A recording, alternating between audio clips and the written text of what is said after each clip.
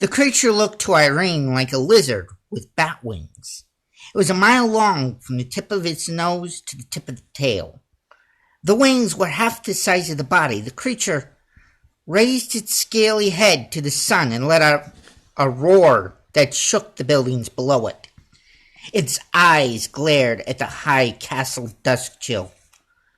It took a deep breath and released a fire as black as a moonless night.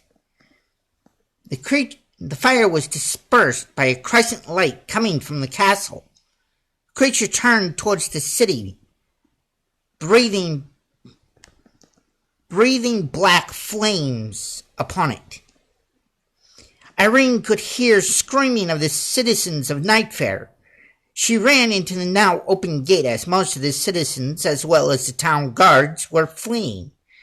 She pushed her way through the panicking crowds. One of the guards grabbed her wrist. "Miss, the town was ordered to evacuate by the king."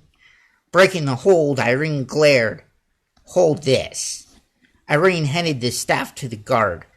"Don't lose that. I'll be back for it. Now get these people to safety." As Iryne entered the city gate, she was shocked by the destruction of the city. Buildings collapsed. Some were on fire. Iryne looked and saw a mother and a child half buried under the rubble.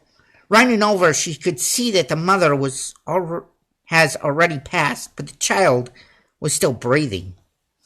Iryne looked at King Gilius.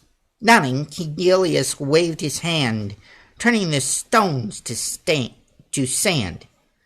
"I'll make sure she's safe. Now take that creature down." As Gilius walked away, with the child in his arms, Iryne could feel the anger rise as she watched the destruction going on around her. As she leapt past the rubble, she thought how many people could be dead or dying under the piles of stone laying everywhere. If she could defeat the creature, the dwarves could possibly save a lot of people trapped under it. Under the rubble. No. She fired arrows occasionally at the creature, getting its attention only when it lost her. She snaked her way through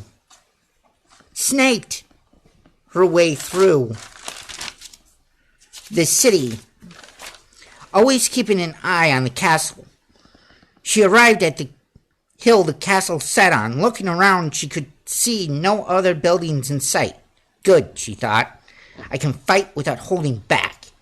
She pulled back the bow and fired. The creature dodged every arrow. The creature took a deep breath and released a black flame. I thought Iryne released a black flame directly at her. Iryne thought she was dead as soon as she saw the flames. A flash of light passed over her head just as the flames would have reached her. The flames vanished. Iryne looked behind her to see a man in shining armor with a flowing cape and a modest crown walking up to her.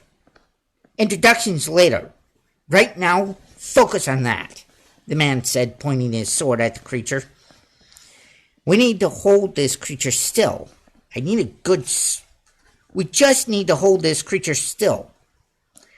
I just need a good swing with my sword and I can cut it in half. I could do that with the plants around here, but I can't fire the bow. If I can hold it, it would only last for a second at best before the creature breaks free of them. A second is all I need, the man said. That's what I have so far. Hope you enjoyed it.